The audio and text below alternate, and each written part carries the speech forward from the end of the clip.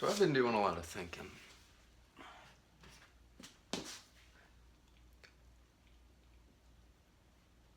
In everyone's life, there is static. There's always something there. Nobody is living this grandiose, perfect in every way life. Some have it better than others, but not everyone is, not anyone is living this entirely ideal life, right?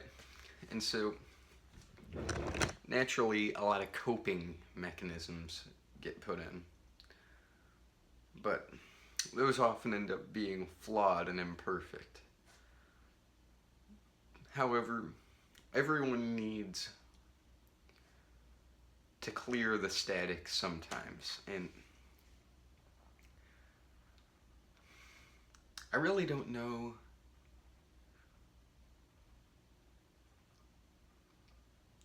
where it ends, because there is no perfect solution either. So, in the first few lines of, it's going to be mirrored, I think, Moby Dick, there is this little piece that I think really sums it up.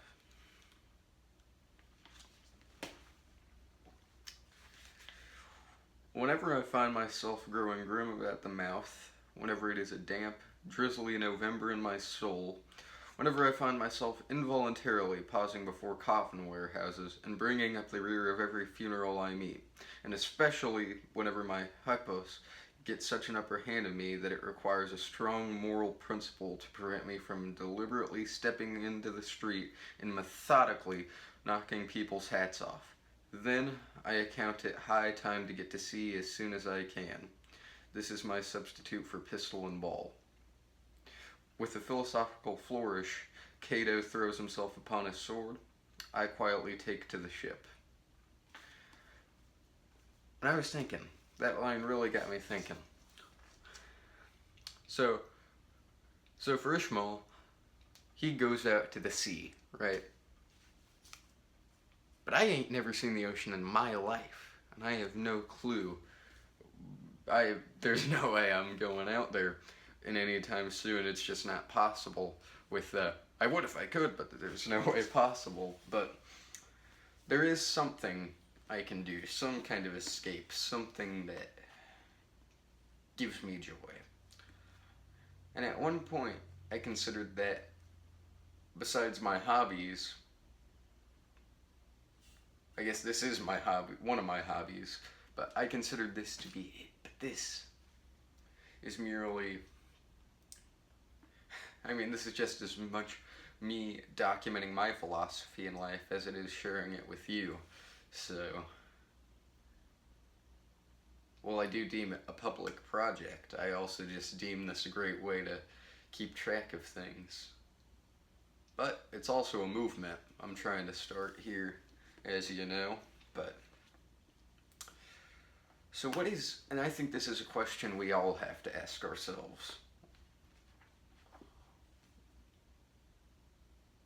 Using Moby Dick as the example, what is our escape? Because you don't want to escape too much from your problems, but if you're really,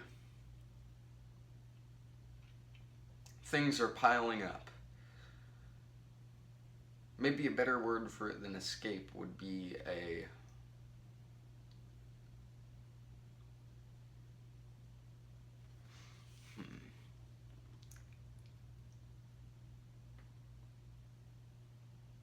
I think it's just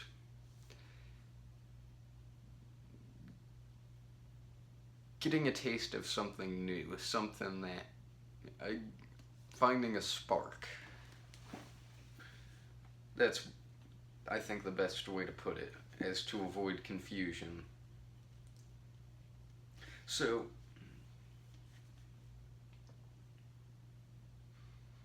a lot of times, people try to escape through religion. Well, it's not even trying to escape, but they're trying to. Some people are, but the majority of religious people are just trying to find answers to life problems and are genuine believers. But there's also a lot of not. I mean, there's a lot of people, as I've talked about, that are simply doing it out of fear, which, if the big man does exist, if you read his text, any of the text really, because there's multiple gods, but the one thing all these gods share, well, most of them, is that they are all knowing, and that being scared of God is not enough. If you're like, take for example, I wish I had a Bible here.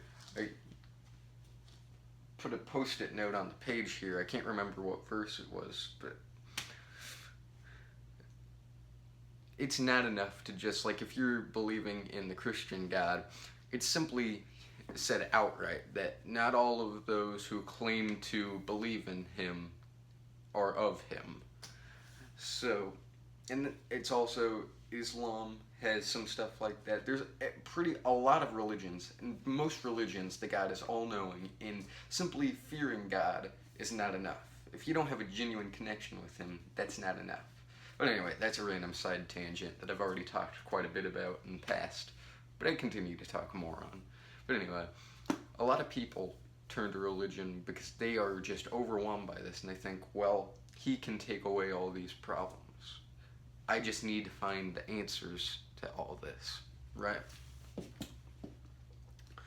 But, like, Soren Kierkegaard was a big advocate for a leap of faith. I mean, if you read Fear and Trembling, that'll kind of outline what I'm talking about. And I personally,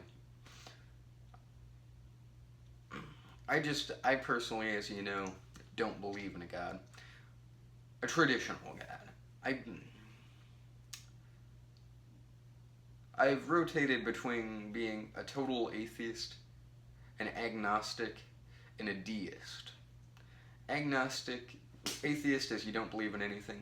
Agnostic means you believe that if there is something, it's basically too far beyond us and not accessible to us, and basically unknowable to us. And if you believe in deism, which had me pretty big there, you believe that there is a creator, but he is passive. So while there might not be objective morality, there is a creator who kind of like, think of it as creating something and then stepped back and watching it play out. Maybe not even watching it. We don't really know. There's a lot of wiggle room within deism, and there's a lot of different takes. I mean, so. I used to even be a theist. I think I've told you guys that before. And I think that what was happening there was, I'm not really sure, actually. But I don't believe in a God, and I think it's because for the following reasons. One, we have no proof of him. Like, let's take the Christian God. A lot of people, when they try to find evidence for him, they'll find historical accounts of, like, let me just say this. Most of us who don't believe are not debating over whether there was or was not a guy named Jesus. And of course there was a guy named Jesus back then. There was a name back then, but we're talking about there was a guy named Jesus, the same guy popping up in multiple accounts. We're not really debating that because there's so much of it. However, that does not prove the existence of a higher being. And also, like, let's say God is up there right now, right? And he's watching over us all. Now, if you read the Bible, you'll find that essentially, when you get right down to it, there is no, well, like, let's just say I'm a person who is, basically the Bible preaches about how you must pursue a relationship with God. Well, I was thinking to myself, well, there's a lot of people out there who are not opposed to a God. They're not like they're not putting up walls and preventing him from coming in, right? But and they pray, they read the Bible, they go to church, they do all the stuff, and they actively seek out. But you'll hear them feel nothing, right? So sure, I'm not saying there isn't something there for maybe, possibly. That's not my argument here. My argument is that person may then think to themselves, well, I've been doing this for years and I haven't felt anything. And then they turn to something else because they figure they must have gotten on the wrong path. They're not opposed to God, they just haven't seen it, and they've tried, they've seeked it out, they're not put up any walls, they just don't feel anything there, and then they move on. Well, according to the Bible, they will suffer eternally, right? And I was thinking about that. You know, we are all so confused, and there is no way religion takes a leap of faith, science hits a wall. We literally have very limited means, if we have no means, really, of knowing the nature of the universe beyond pure science and logic. And even that hits a wall, like I said. But religion, like let's say that, like what we were just talking about with the Christian God. So this person who has actively been seeking out God doesn't find it and then moves on. He would go back immediately, and he's still looking for it everywhere, but he just figures that must not be the case. Or like he just decides to look elsewhere. He would suffer eternally because he didn't turn and take a leap of faith for God, right? But it's not like, to me that seems unfair because he sought out God. He prayed, he went to church, he did this for years. Every moment of his life he looked for it. He took the leap of faith. But then he just didn't see anything or feel anything. It's not like he wasn't trying, and it's not like he has anything or resentment against God. He just moved to a different place because there's no way of knowing. And if we get something wrong, there's no going back. So I think that's just unfair to take someone who has no way of ultimately knowing and is bombarded with a million different answers and theories, and then say because he chose the wrong one or because he didn't feel the right one out of a million different theories and ideas, he's gone, he's out of there, you know. And that's not my only argument, but the other argument is simply just we have no proof, obviously, and I know I honestly think that is a weak argument against religion, since the whole idea of religion revolves around the leap of faith, but I think that's the very nature of religion that just seems totally illogical to me. And I figure, you know, if we can't prove, like we say, but science and religion hit a wall, let's say that, because they do. Religion is a leap of faith. Science still has logic, and there's mountains of logic and evidence and theories, but nothing to back up this. So even if neither one can be fully proved, I would go with the one with more weight and immediate, tangible evidence behind it, right? But I think there could be a God. But if it is, I don't think there's all these objective rules, and there's a lot of contradictions within Christianity, Islam, especially Islam, Judaism, Buddhism. There's any religion. Buddhism is really not as much of, that's not God in this traditional sense, really, but conversation for another time, because I'm running out of seconds here.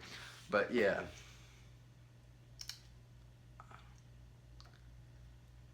Everyone's looking for something. Everyone's trying to find a little escape, a little break, a little breathing room. But I guess it's a constant.